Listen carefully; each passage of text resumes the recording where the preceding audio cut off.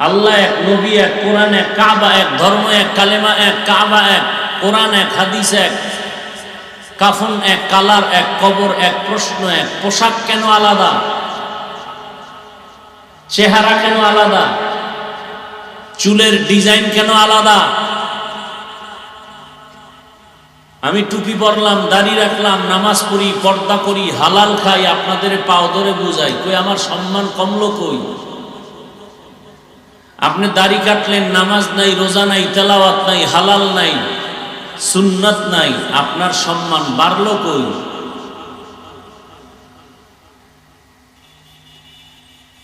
লাভ কি? একজন লোক দাঁড়ায় বলেন দাড়ি কাটলে যৌবন বাড়ে, দাড়ি কাটলে চেহারা আলোকিত হয়। বলেন একটা ফায়দা বলেন, আমি দাড়ি কাটবো, সবাই সাক্ষী। কাটছেন কেন দাড়ি? একটা জবাব কেউ দিতে পারবেন? যদি কোনো মুসলমানের বাচ্চা বলে চাকরির জন্য, যেই চাকরি করতে গেলে দাড়ি কাটতে হবে, সে চাকরি করো কেন? পিপিলিকার খানা কে দেন? আল্লাহর নাম আসে না জবানে? পিপিলিকার খানা কে দেন? জঙ্গলের হাজারো প্রাণীর খানা কে দেন? সমুদ্রের হাজারো লাখো মাছের খানা কে দেন? উড়ন্ত পাখির পেট ভরায় খানা কে দেন? ওরা দামি না আমরা দামি? তা আল্লাহ আমাদের দিবেন না? টাকার জন্য দাড়ি কাটতে হয়?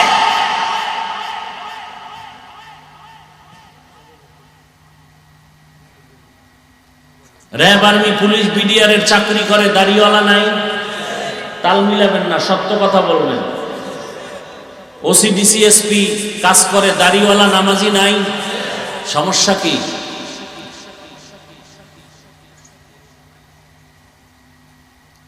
বলার শক্তি হবে না, সে ঈমান নাই। এবার আমার থেকে শুনো আর লেখো। ওই একদল মোবাইল নিয়ে শয়তানে যারে ধরে কাম থুইয়া আকাম করে। এত সুন্দর বেহেশতের বাগানে বৈশাও আকাম ওই মোবাইল নিয়ে। আর কপাল হেদায়েত নেই। যাওয়ার সময় একটা বেলুন কিনে বাড়ি যাবে, বউ কইব কি, এটা মোনাজাতে কবুল হয়ে গেছে। নিমক হারাম, আল্লাহ হেদায়াত দান করুন। খুব খারাপ লাগতেছে না? আকাম করেন তাতে খারাপ লাগে না, আমি বলি কেন এ তো খারাপ লাগে। তাহলে আওয়ামী লীগের গালি দিয়ে লাভ কি? ইসলাম আওয়ামী লীগের কাছে যদি ভালো না লাগে আর আপনার কাছেও ভালো না লাগে, তো হোমান হয়ে গেলেন আপনি হযরত। আবার আমাকে উল্টো প্রশ্ন করে, দাড়ির মধ্যেই কি ইসলাম? আচ্ছা বাদ দাড়ি, টুপি, টুপির মধ্যেই কি ইসলাম? টুপিও বাদ। পর্দা, পর্দার মধ্যেই কি ইসলাম?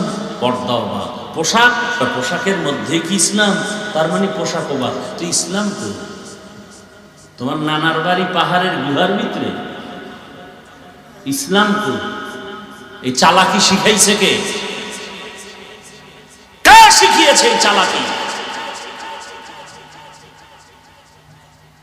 24 ঘন্টার সেকেন্ডে সেকেন্ডে সেকেন্ডে সেকেন্ডে অল টাইম কবিরা গুনাহ, কবিরা গুনাহ, কবিরা গুনাহ। যারা দাড়ি ছাটে, কাটে, ক্লিন করে, সবার সমান গুনাহ।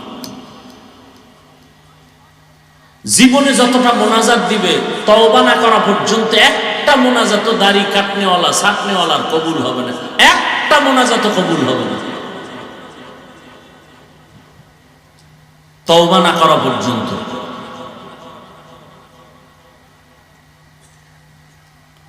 আমি বয়ান করতে আসছি ইসলামের পতাকা নিয়ে। আমি কোনো ব্যক্তির গোলাম হয়ে আসিনি। আমার বয়ানের মূল থিম আমার ইসলাম, আমার আল্লাহ, আমার রসুল, আমার কোরআন, আমার হাদিস। কোরআন হাদিসে যা নাই যদি বলি, সাথে সাথে দাঁড়ায় যাবে, কানে ধরে এখানে উঠবো, বসবো আর তওবা করবো। এখানে বহু যুবক বাবা হয়তো একটু কর্কশ ভাষায় বলছি, আল্লাহর ওয়াস্তে মাফ চাই। আমি কাউকে আঘাত করতে আসি নাই, বুকে লাগাতে আসছি। আমি জান্নাতে যাব, সবাইকে নেওয়ার পরামর্শ দিতে আসছি, কোনো দলের পক্ষে বলতে আসিনি। খুব খেয়াল করেন যুবক বাবারা, আল্লাহকে সাক্ষী রেখে একটা জবাব দাও। কোরআন হাদিস কি সত্য?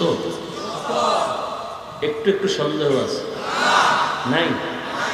আচ্ছা, কোরআন হাদিস কি দাড়ির পক্ষে না বিপক্ষে? বেনামাজির পক্ষে, বেপর্দাওয়ালার পক্ষে, সুদখোরের পক্ষে, ঘুষখোরের পক্ষে।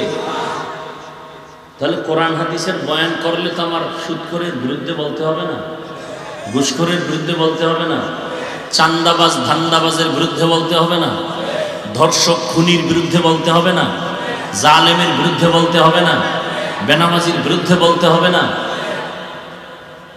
এবার চিন্তা করে বলেন, কোরআন হাদিসের রস করবো না বাইরে রস করবো? রস করলে কিন্তু জ্বলবে, কঠিন জ্বলা। খুব সাবধানে, যে জ্বলা শুরু হয়েছে না। একটা যুবক কাউ যে হাফিজ ভাই দাড়ি নিয়ে যে কটা কথা বলছো সব কোরআন হাদিসের বাইরে, এখন কানে ধরে উঠবার বসবে। আরো কঠিন কথা আছে, আমি তা বলিনি। এবার তুমি আখেরাতের তা গেল, এবার নগদ নগদ কিছু কথা নাও। মোবাইল তো আছে গজবের।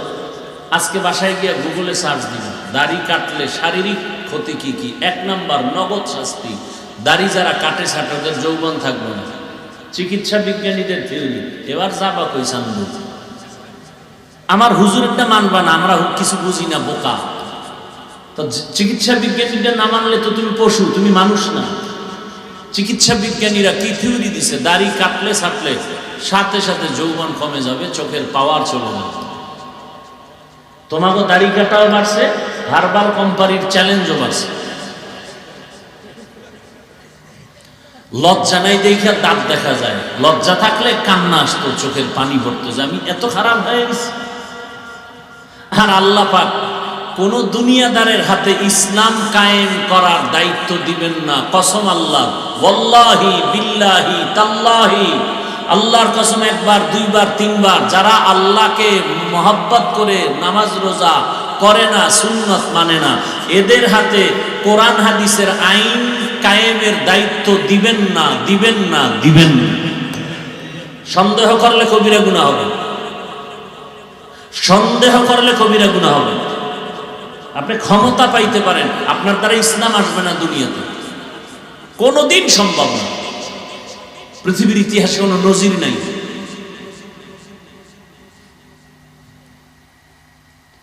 দিন হেফাজতের জিম্মা আল্লাহ নিছেন, কাকে দিয়ে করবেন সেটা আল্লাহ ভালো জানেন। তবে কোনো বেঈমানকে দিয়ে আল্লাহ দিন হেফাজত করবেন না, কোনো মুনাফিককে দিয়ে আল্লাহ দিন হেফাজত করবেন না, আল্লাহর দুশমনকে দিয়ে আল্লাহ দিন হেফাজত করবেন না।